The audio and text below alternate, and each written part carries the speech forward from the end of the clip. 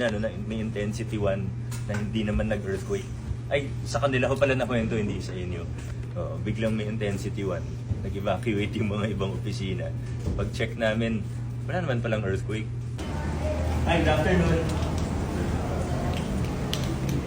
This may area ng genset. Makikita natin yung ibang malalaking crack. Ganapon po. Nakakandin po. Wala na. Kasi yung ano nila, yung pag-iyak. Buksan lang nila. Ganapon po. Balik sa'yo. Tao ba yan? Hindi ko na kaya. Pero po, kamusta po kayo? Ano pong sadya niyo? Sige. Ito yung example, yung poste. Hindi naman normal yan. Kasi ito nga, hindi na siya yung level niya medyo naka-tilt na pababa. Ang laki ng cracks nga. Ito lang yung mga ano. Example. Ito yung kita natin, madali natin matingnan. Pero yung mga nasa loob, syempre di naman natin nakikita.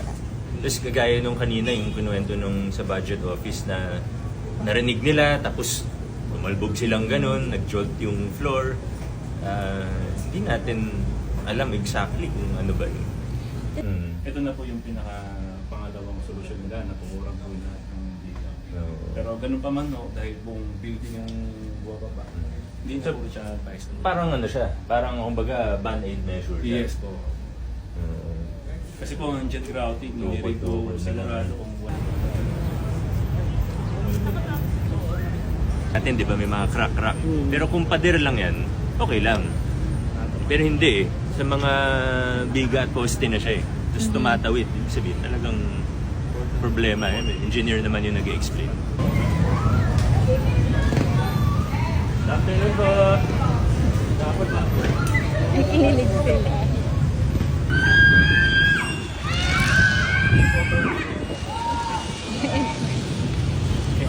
Ito lang, maliit na bagay lang naman to, ano? Pero proof lang na hindi. Okay, ikaw na magsabi. Ayun.